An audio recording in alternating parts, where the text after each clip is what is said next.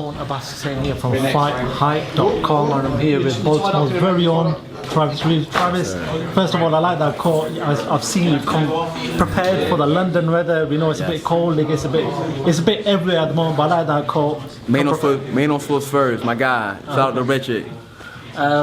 Travis, talk to me about when you got here. How long have you been here in the UK? Hey, UK always been good. It's my second time in London. I came out here previously, right before the Olympics, about 10 years ago. You know, and now I'm back. You know what I mean? London always showed me love. I like people in London. You know what I mean? So, like I said, I touched down Monday. Okay. Had no problems. You know what I mean? People have been treating me well. Like I said, London been showing me a lot of love. And I was watching something from Anthony, a couple of interviews, and he spoke about himself. Is it true that you were offered the Anthony Yarde fight when he was supposed to fight out in the States for the Fury fight? Is that correct? I was supposed to fight Anthony previously, before that. Before. About a year, like a year before that. Okay. You know what I mean? What happened then? We signed a contract, and whatever happened, for which date? For which date? The first one. The first one? Yeah, the very first one. Back in 20. His manager pulled out.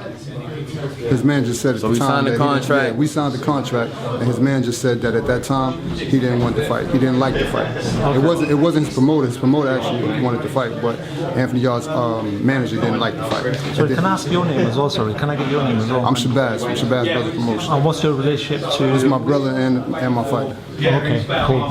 Okay, so obviously there's been sort of history between you guys. There was supposed to be a fight happen, it didn't happen. Are you one of them fighters who spends time studying your opponent? Do you do that? Have you seen much of Anthony?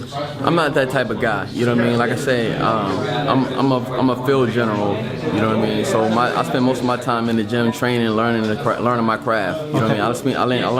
I leave the stuff to my guys, worry about styles and fighters and who I'm going to fight. You know what I mean? Like I said, I don't pick and choose who I fight. All I do is fight.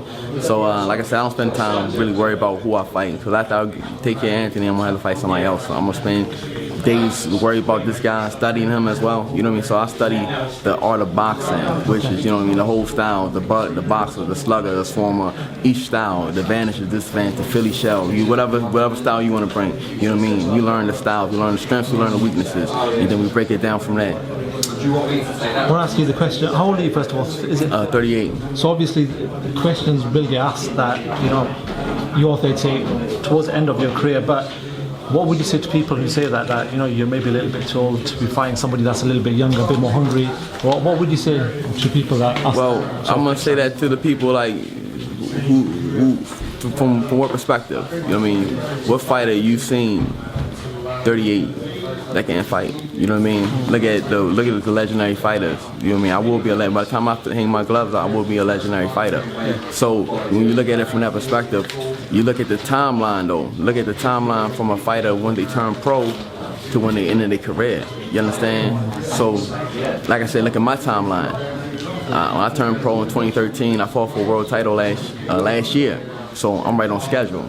You know what I mean? So you look at the timeline from that position, and then you can make the adjustments from that. So if you look at take a fighter who turned pro at 19, you know, he's getting hit in the head by the time he's 23, 24. He's in his career. Then you take another fighter, like I say, who turned pro at 28. You know what I mean? He fights for a world title at 32. You know what I mean? Now he's in his career on 37. So I turned pro at 32. You understand? So I fought for a world title last year. You know what I mean? So you gotta look at, that's what the fans need to understand. You know what I mean? Look at the timeline, just don't look at the age. You know what I'm saying? Before you look at the fighter that turned pro at 20, now when he's 38, yeah, he took a lot of punishment. Yeah, he's in his career. You know what I mean? So look at that timeline. You know what I mean? That's what y'all gotta pay attention to. That's what I'm gonna bring y'all away. I want to talk about the person in your corner, the legendary Hasim Rahman. Talking about the influence he's had on your career, and you know, what advice has he given you that you feel like you can implement for this fight?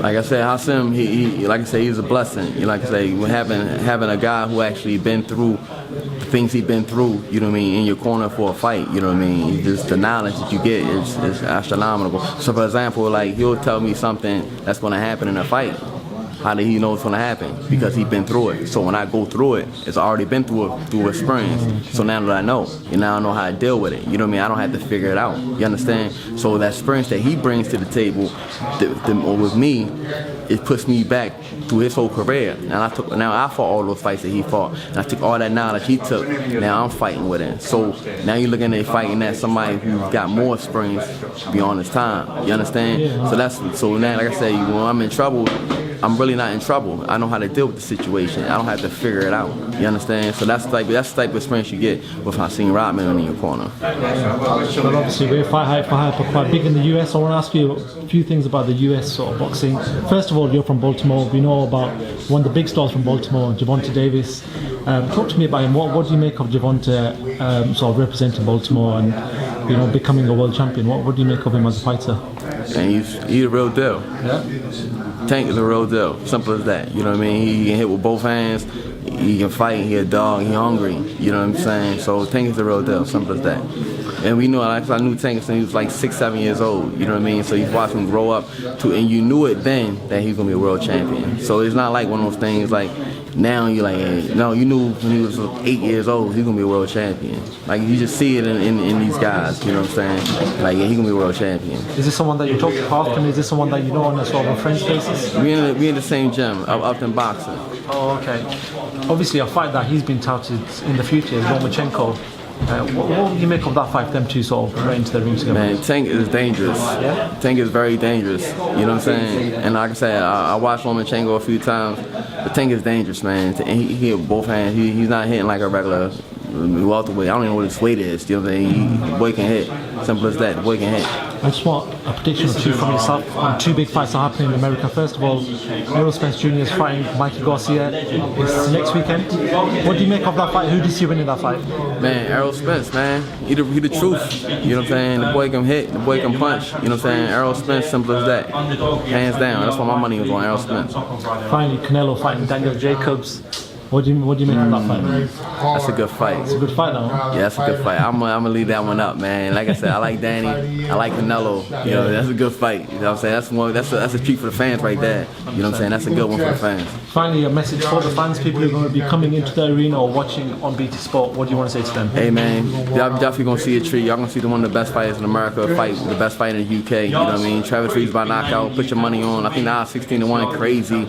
We really got this. We only got food, so put your money down, man. We'll make a killing off this fight right here. Travis, thank you very much for talking to FightHype.com. Appreciate it. Thank you. Thank you.